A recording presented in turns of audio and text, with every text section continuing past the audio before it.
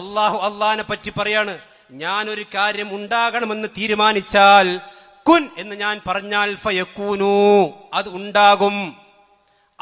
അള്ളാഹിനെ പറ്റി അള്ളാന്റെ കിതാബിൽ പറയുന്നു. എന്നാൽ ഈ മുസ്ലിയാർ സി എം മടവൂരിനെ പറ്റി മുസ്ലിയാർ കിതാബിൽ എന്താ പറഞ്ഞറിയോ? കേട്ടോളൂ. അഥവാ സി എം മടവൂരിന് ഒരുപാട് തസ്രീഫാത്തുകൾ, ഒരുപാട് നിയന്ത്രണങ്ങളുണ്ട്. മൻ ലൗ ഖാല ലിശൈഇൻ, ആ സി എം മടവൂരെങ്ങാനും ഏതെങ്കിലും ഒരു വസ്തുവിനോട് പറഞ്ഞാൽ കുൻ എന്ന് പറഞ്ഞാൽ ലക്കാന, അത് ഉണ്ടായിത്തീരുന്നതാണ്. നിങ്ങളെ ചിന്തിച്ചോ, ഇത് അള്ളാഹിനെ പറ്റി അള്ളാന്റെ കിതാബിൽ പറഞ്ഞു കുൻ എന്ന് പറഞ്ഞാൽ ഉണ്ടാകും. സി എം മടവൂരിനെ പറ്റി കാന്തപുരത്തിന്റെ അവതാരികയോടുകൂടി എഴുതിയ പുസ്തകത്തിൽ എല്ലാ വീട്ടിലും വായിക്കണമെന്ന് പറഞ്ഞ് പിന്നെ കാന്തപുരം അവതാരിക എഴുതി കൊടുത്ത പുസ്തകത്തിൽ മടവൂരിനെ പറ്റി പറഞ്ഞ എന്താ അറിയോ?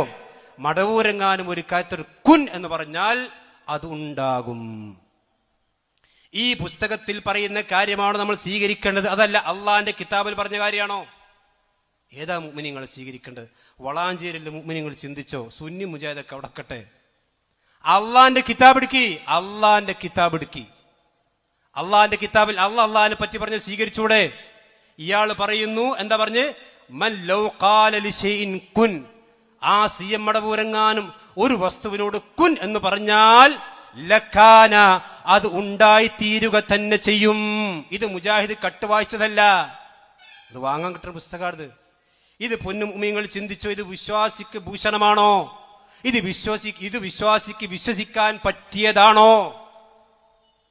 അള്ളാഹിനെ പറ്റി പറഞ്ഞല്ലേ നമ്മൾ വിശ്വസിക്കേണ്ടത്? നിങ്ങൾ ആലോചിച്ച് നോക്കണം. രണ്ടും കൂടി ഉണ്ടാകുമോ? സി എം മടവൂരിന് ആ കഴിവ്, അള്ളാഹ്ക്കും ആ കഴിവ്.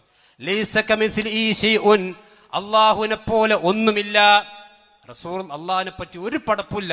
അള്ളാഹിനെ പോലെ അമ്പിയാക്കന്മാർ ഔലിയാക്കന്മാർ ആരും പടച്ചവനെ പോലെയല്ല. അത്ര കൃത്യമായി വൃത്തിയായി അള്ളാഹ് പറഞ്ഞതാണ്.